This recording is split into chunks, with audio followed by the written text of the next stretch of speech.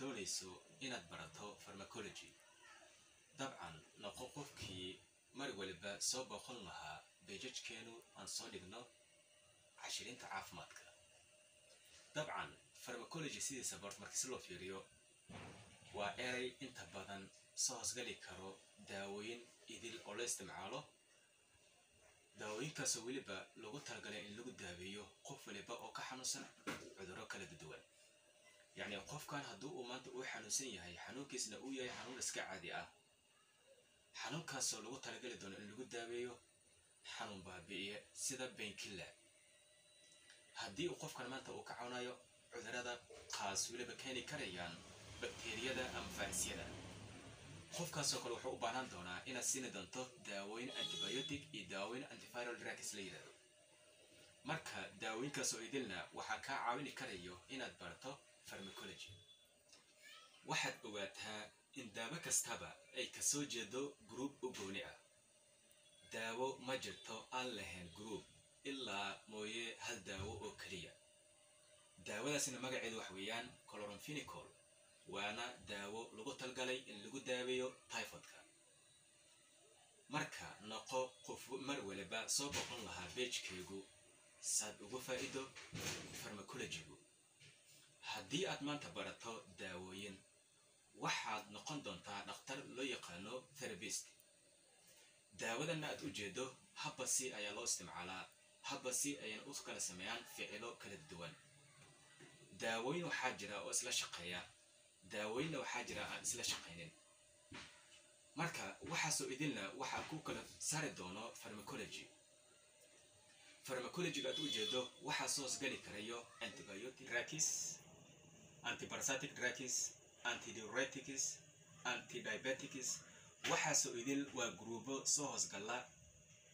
daawooyin oo ah kuwaasoo idil oo la isticmaalo marka isla gruubadaasoo idilna oo soo hosgali karaan daawooyinka idil oo loo wada isticmaalo isla gruubada naftirkooda waxay soo hosgali karaan waxaa loo yaqaano pharmacology marka gruub kastaba daawada u gooni ah waxa ku kala saari kara oo kaliya adigoo badan doono pharmacology sadradeed waxa soo idilna haddaad rabto inaad fahanto fadlan noqo qofkii mar waliba soo booqan lahaa beejajkeenu aan soo dhigno cashirinta caafimaadka maanta waxaan jeclaystay in aan idin fahansiiyo si fiican kuwaasoo ah pharmacology iyo drug horta maxay ku kala duwan yihiin drug and pharmacology taasa in badan isweydiin mudan what is the difference between drug and pharmacology maxay ku kala duwan yihiin drug and pharmacology drug daawadu it is used waxa loo isticmaalaa to prevent in wax laga hortago waxaas laga hortagi doonaan wax weeyaan oo kaliya qofkan xanuunkii zaid uguma ziyaadin yani qofkan hada xanuunkii waa ay ku bilbilaabanayaa maadaama qofkaas xanuunkaas oo ku bilbilaabanayo daawooyin waxaa jira oo laga hortagi karayo diagnose iyo in wax lagu xaqiijiyo xaqiijintaasna wax weeyaan oo kaliya yani qofkan daawada aasisay in uu ku bogsaday muddo 7 maalmood kadib muddo 10 maalin kadib ama muddo 3 maalin kadib in uu ku bogsaday iyo in kale waxa ku kala saar doona oo kaliya daawada aad qofkaas siisay treat iyo in wax lagu daaweeyo yani qofkan xanuunkiisa ama cudurka uu ka cawanayo hadduu aad u daran yahay ama hadduu dhexdhexaad u yahay ama hadduu in yar u yahay waxa lagu daaweyn karayaa oo kaliya qofkaas xanuunka uu ka cawanayo relief in lagu bogsiyo symptoms calaamadaha of a disease cudurka qofkaas uu ka cawanayo or mise abnormal condition yani qofkan hadduu uu horan caafimaad qabay xaaladiisana ay caadi ahayd hadda xaaladiisa dee sare u kacdo daawooyin waxaa jira qofkaasi xaaladiisa lagu dhigi karayo normal condition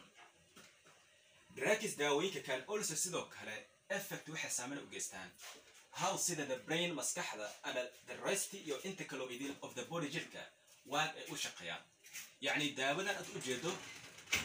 waana lagu bogsani karayaa sidoo kalena wax bay kentaa oo yani waxyeelo and the cause iyo sidoo kale waxay sababi kartaa changes isbedel in ay ku keento in mood yani jawiga ama xaaladda qofkaas oo ku sugan yahay awareness qabar qabida yani qofkan hadduu uu wax hor mar walba adiga horan wax soo xasuusan jiray daawooyin oosan ku habaynan xanuunka qofkaas uu ka cabanayay isticmaalo daawooyinkaas waxay u keeni karaan in yani horan wuxuu xasuusan jiray hadda inuusan xasuusan doonin waayo inta badan daawooyinkan loo isticmaalayo muqaadaraad ahaan oo kale si balwad ahaan haddii lacala loo isticmaalayo waxay inta badan keeni karaan xasuus la'aan dawtis fikradaha yacni habka qofkan uu fikri jiray uma fikri doono si caadi ahaan hadduu yacni isticmaalo daawo uusan u isticmaalaynin xanuunka qofkani ka cawanayo feelings dareemaha yacni qofka bini'aadamka sidiisaba wuxuu leeyahay dareemahan sidoo kale waxa uu kaliya lumini karayo daawada oo qofkan uusan lagu talagelin hadduu yacni isticmaalo si qaab daro hadduu qofkan u isticmaalo daawada waxay keeni kartaa dareen la'aan or mise behavior ama dhaqanka habka qofkan u dhaqmi jiray inuu isbeddel ay ku keento daawada waxaad ogaataa in daawo sidadba ay leedahay waxyeelo iyo bogsiino marka qof waliba oo maanta isdhahayo haddii uu yacni daawo qaldan lagu siiyo yacni dhimasho ayaad ku sugnaani doontaa daawo sideeda borta marka si loo fiiriyo laguma dhinto qof waliba oo maanta xanuunsan xanuunkiisa waxa ayaa lagu qiimeyn doonaa daawada qofkaas ay adiga u qaadan lahaa yacni daawo kastaba waxaa lagu qiimeeyaa qofka xanuunka heerkiisa uu marayo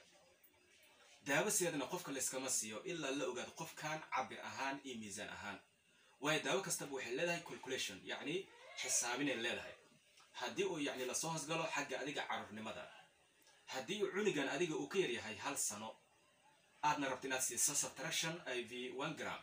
taas micneheedu waxa weeyaan inaad hadhowda adiga marka hore aad soo heshay xisaabaad oo adiga lagu talgalay in lagu xisaabiyo cunigan miisaankiisa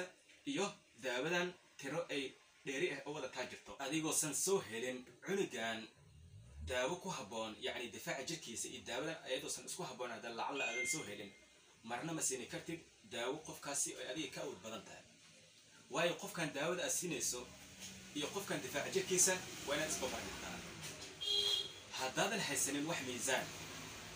waa inaad noqotaa qof adiga daawooyinkan kusoo takhasusay habka adiga carruurtan loo sii daawooyinka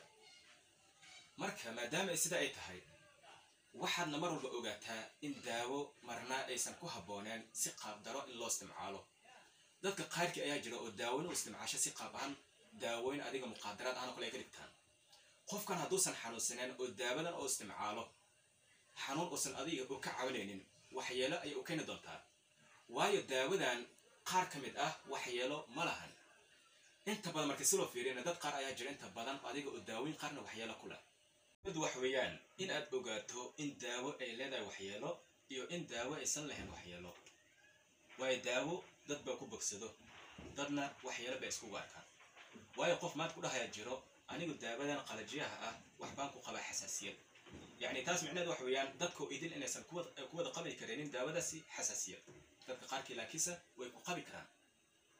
marka qof maanta daawo aad siisay hadduu wax isbeddel adiga iskugu arko taas micneheedu waxa weeyaan daawooyin qaar ayaa jira inta badan qofkan asigoo wax cunayo oo qaadan karo dadka qaarkiina daawooyin qaarna waxaa jira inta badan qofkan oo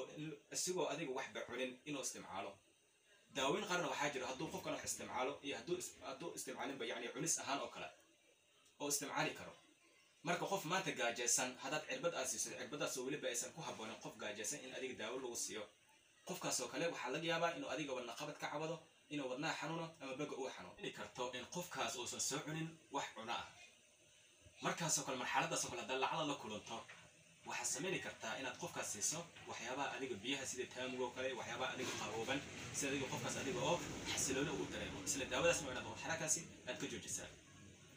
okay taasi waaba taa aynu aragno hadda pharmacology wax la yidhaahdo haddii oo lacala lagu dhaho what is pharmacology pharmacologygu it is the branch of medicine yacni waa laan ka tirsan daawooyinkaasoo weliba consigned oo khuseeya with the uses hababka loo isticmaalo effects waxyeelada ay leeyihiin anda iyo modes of action iyo habka adiga ficilada ay u kala dhacaan of drugs daawooyinka sida tusaale ahaan labadani daawaad meeshaan ugu jeedo daawadan waxaa loo yaqaanaa albendazole daawadana waxaa loo yaqaanaa ampicillin ujeedo magaceedu waxaa la yidhahdaa albendazole maadaama daawadan magaceeda la yidhahdo albendazole waxay leedahay group u gooni ah groupkaasoo magaceeda la yidhaahdo antiparasitic daawadanna aad ujeedo magaceedu waxaa la yidhahdaa ampicillin waxayna kasoo jeedaa group loo yaqaano antibiotic markaad si u fiirisa meeshaanna modes of action of drugs يعني hababka ay u kala dhacaan daawooyinka taas macnaheedu waxa weeyaan in daawadan albendazolka ah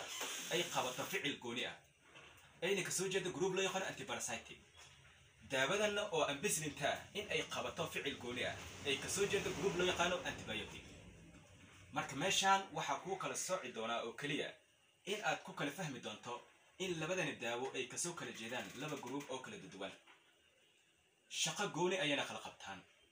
waxaana guud loo yaqaanaa pharmacology ay soo gali karaan waayo antibiotic antiparasitic antidihorial groupada soo idil ujeedo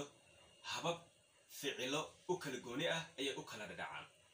haddii antifungal ay tahay daaweyn lagu talagalay in lagu daaweeyo cambaarta ficil gooni bay qabataa sida ketoconazole haddii antibiotic uu yahay group ka tirsan daaweyn qalajiya sida ampicillin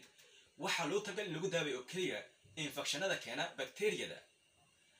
haddii ay daawadan ay tahay albendazole ay kasoo jeeda group loo yaqaano antiparasitic waxaa loogu talagalay oo keliya in lagu daaweeyo cudurada keena yacni gooryaamada inta badan loo yaqaano